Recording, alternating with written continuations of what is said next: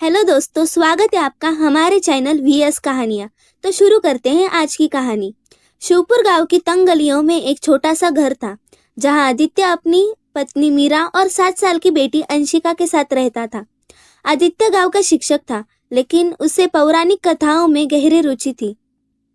वह अपनी बेटी को हर रात कहानियां सुनाता था, खासकर ब्रह्मास्त्र की। अंशिका हमेशा पूछती, पापा क्या ब्रह्मास्त्र सच में है? आदित्य मुस्कुराकर कहता, शायद, लेकिन यह सिर्फ कहानी है। एक रात अंशिका ने सपने में देखा कि एक चमकदार अस्त्र उसके चारों ओर घूम रहा है और एक गहरी आवाज में कह रहा है, तुम मेरी हो। डरकर वह चीख पड़ी। मीरा उसे गले लगाकर चुप कराती है, लेकिन इस सपने ने आदित्य के अंदर छुपी जिज्ञासा को और बढ़ा दिया। अगले दिन गांव में एक अजीब घटना होती है। गांव के तालाब के पास की जमीन अचानक फट जाती है और वहां एक बड़ा सा पत्थर बाहर निकल आता है। पत्थर पर कुछ अजीब संस्कृत मंत्र खुदे हुए थे। आदित्य ने इसे देखते ही पहचान लिया कि यह वही ब्रह्मास्त्र का हिस्सा है, जिसके बारे में उसने कहानियां पढ़ी थी। जैसे ही वह पत्थर के पास गया, हवा ठंडी हो गई और आसमान में काले बादल छा गए। अचानक पत्थर से एक डरावनी चीख निकलती है। पूरे गांव में हलचल मच जाती है। आदित्य जैसे ही पत्थर को छूता है, उसकी बेटी अंशिका जोर से चिल्लाती है और बेहोश हो जाती है। तुमने क्या किया आदित्य? मीरा डर के मारे चिल्लाती है। अंशिका का शरीर ठंडा पड़ने लगता है और उसकी नाड़ें धीमी हो जाती हैं। अंशिका को बचाने के लिए आदित्य और मीरा उसे गांव के एक पुराने पुजारी के पास ले जाते हैं। पुजारी उसे देखकर कांप उठता है और कहता है, यह कोई सामान्य बीमारी नहीं है। ब्रह्मास्त्र जाग चुका है और यह लड़की उसका पहला शिकार है। आदित्य पुजारी से पूछता है, क्या इसे बचाने का कोई तरीका है? पुजारी कहता है, ब्रह्मास्त्र की आत्माएं किसी भी जीवित आत्मा को अपने निवास बना लेती हैं। अचानक अंशिका की आंखें खुलती हैं और उसकी आवाज बदल जाती है। वह गहरी और भयानक आवाज में कहती है, तुमने हमें जगा दिया है। अब इस दुनिया में कोई सुरक्षित नहीं रहेगा। यह सुनकर मीरा रोने लगती है और पुजारी हवन शुरू करता है, लेकिन अंशिका की हालत और बिगड़ जाती है। आदित्य अब पूरी तरह टूट चुका था, लेकिन उसने हार नहीं मानी। वह उस पत्थर के पास वापस गया, जहां उसने ब्रह्मास्त्र को पहली बार छुआ था। पत्थर अब और भी ज्यादा चमक रहा था और उसके चारों ओर एक लाल आभा थी। अचानक आदित्य के सामने एक छाया प्रकट होती है। वह कहती है, हम ब्रह्मास्त्र की आत्माएं हैं। जो इसे छूता है वह हमारे श्राप का भागी बनता है। आदित्य चौंकता है और कहता है, मैंने तुम्हें गलती से छुआ था। मेरी बेटी को छोड़ दो। छाया हंसती है और कहती है, यह तुम्हारी बेटी नहीं, अब हमारी है।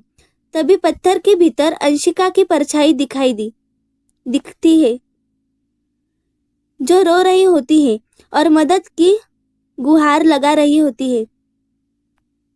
आदित्य को पता चलता है कि ब्रह्मास्त्र को नष्ट करने के लिए उसे एक प्राचीन मंत्र चाहिए, जो केवल हिमालय के एक गुप्त स्थान पर मिलता है। लेकिन उस मंत्र तक पहुंचने के लिए उसे एक घातक यात्रा करनी होगी, जहां हर कदम पर आत्माओं का आतंक होगा। वह मीरा से कहता है, मैं अपनी बेटी को वापस लाने के लिए कुछ भी करूंगा। मीरा डर के मारे उसे रोकने की कोशिश करती है, लेकिन आदित्य अपनी यात्रा पर निकल जाता है। अंधेरी रात, बर्फीली हवाएं और चारों तरफ गहरी चुप्पी। आदित्य अपनी बेटी अंशिका को बचाने के लिए हिमालय की ओर निकल पड़ता है। उसकी जेब में सिर्फ एक तावीज था, जो पुजारी ने उसे दिया था और कहा था, यह तावीज तुम्हें आत्माओं से बचाएगा। लेकिन याद रखना, ब्रह्मास्त्र की शक्ति से टकराना आसान नहीं है। आदित्य हर कदम पर अपनी बेटी की मुस्कान और उसकी मासूम आवाज को याद कर रहा था।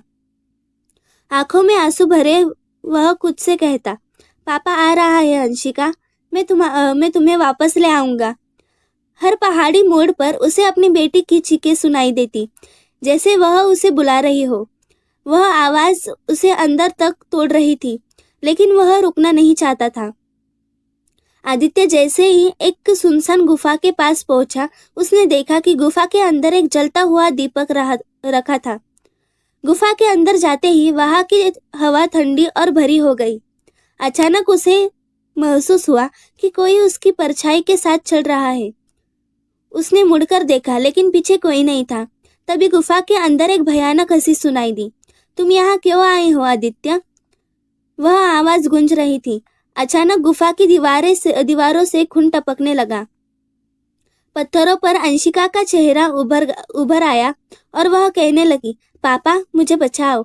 आदित्य घबरा गया, लेकिन उसने साहस जुटाया और गुफा के अंदर बढ़ता रहा।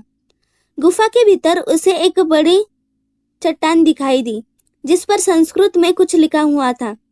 जैसे ही आदित्य ने उसे पढ़ने की कोशिश की, गुफा के अंदर एक जोरदार आवाज हुई और उसके सामने अंशिका की छवि प्रकट हुई।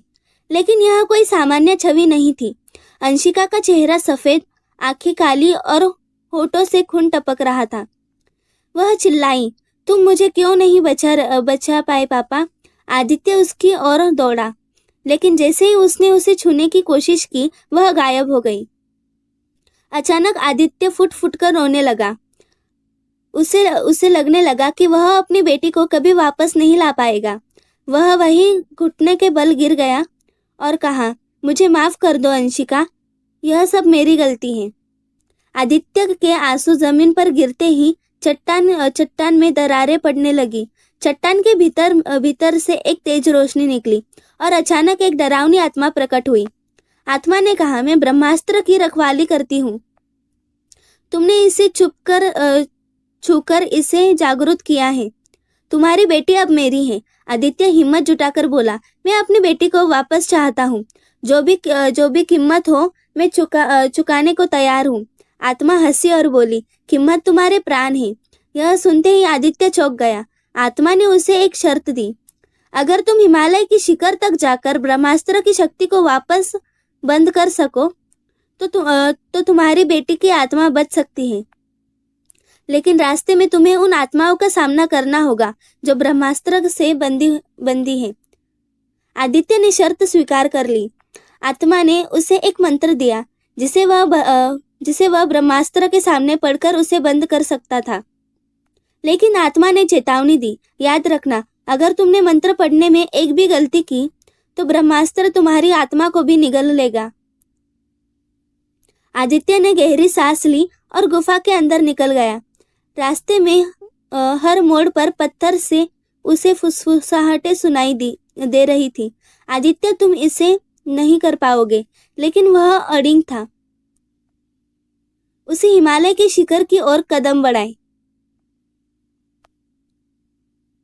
हिमालय की बर्फीली ऊंचाइयों पर आदित्य अपनी आखिरी यात्रा पर था। उसके शरीर पर घाव थे। ठंड से उसके हाथ सुन्न हो चुके थे और आंखों में नींद की जगह अपनी बेटी अंशिका का चेहरा था। हर कदम पर उसे अंशिका की मासूम आवाज सुनाई देती, पापा मुझे बचा लो। यह आवाज उसे हिम्मत देती, लेकिन आत्माओं की फुसफुसाहट उसे डराने की कोशिश करती। जैसे ही वह शिखर के करीब पहुंचा, उसने देखा कि वहां एक चमकता हुआ ब्रह्मास्त्र रखा था, जिसके चारों ओर काली परछाइयां मंडरा रही थी। उसकी आंखों में आंसू थे और उसने मन ही मन कहा, अगर मेरी जान भी चली जाए तो भी मैं अंशिका को वापस लाऊंगा। आदित्य ने जैसे ही ब्रह्मास्त्र के करीब कदम बढ़ाया, पूरी जमीन हिलने लगी। आत्माएं चिल्लाने लगी, तुम यहाँ क्यों आए हो? तुमने हमें जगाया, अब तुम भी मरोगे। वह ठिठक गया, लेकिन तभी ब्रह्मास्त्र से अंशिका की परछाई प्रकट हुई। वह रो रही थी और कह रही थी, पापा जल्दी करो, मुझे बचा लो, यह आत्माएं मुझे निगल जाएगी। आदित्य ने मंत्र पढ़ने की कोशिश की, लेकिन तभी आत्माएं उस पर टूट पड़ी। उन्होंने उसे जमीन पर गिरा दिया और उसके आत्मा को खींचने की कोशिश करने लगी। उनके भयानक चेहरे, छींके और ठंडी परछाइयां आदित्य को खत्म करने पर आमादा थी। आदित्य चीखते हुए बोला, मुझे ले लो, लेकिन मेरी बेटी को छोड़ दो। वह पूरी तरह टूट चुका था। उसने ब्रह्मास्त्र की ओर देखा और कहा, मुझे अपनी बेटी चाहिए। मैं अपनी जान देने को तैयार हूँ। उसकी आवाज में इतना दर्द और सच्चाई थी कि अचानक पूरी जगह पर सन्नाटा छा गया। ब्रह्मास्त्र से निकलती रोशनी धीमी होने लगी। अंशिका की परछाई उसे देख रही थी, लेकिन उसकी आंखों में डर था। आदित्य रोकते हुए बोला, अगर मेरी जान से मेरी बेटी बच सकती है तो मुझे खुशी खुशी ये कीमत मंजूर है। अचानक ब्रह्मास्त्र से एक दिव्य प्रकाश निकला, जिसने सारी आत्माओं को मिटा दिया। एक गूंजती हुई आवाज आई, सच्चे प्रेम और त्याग की शक्ति ने तुम्हारी परीक्षा को पार कर लिया है।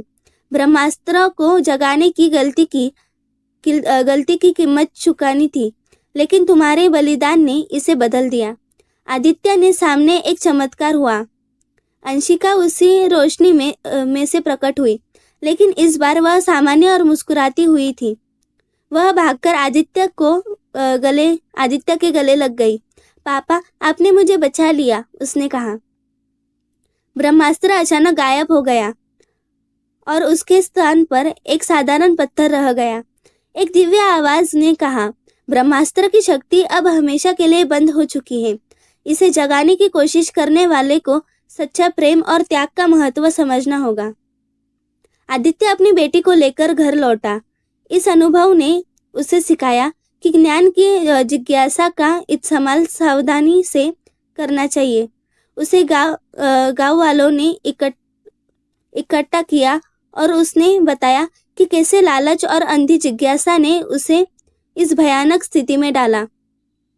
उसने कहा, हमारी परंपराएं और पौराणिक कथाएं हमें चेतावनी देने के लिए है, न कि उनसे खिलवाड़ करने के लिए।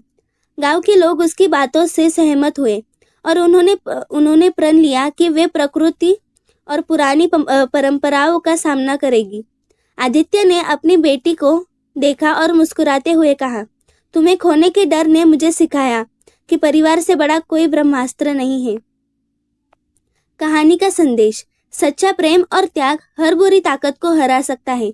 हमें अपनी जिज्ञासा और इच्छाओं को सीमाओं में रखना चाहिए और हमेशा अपनी जिम्मेदारियों का सामना करना चाहिए। प्लीज़ वीडियो पसंद आ गई हो तो चैनल को सब्सक्राइब करें ताकि हमारी वीडियो आप तक पहुंच सके और बेल नोटिफिकेशन को ऑल पर सेट करें। धन्यवाद।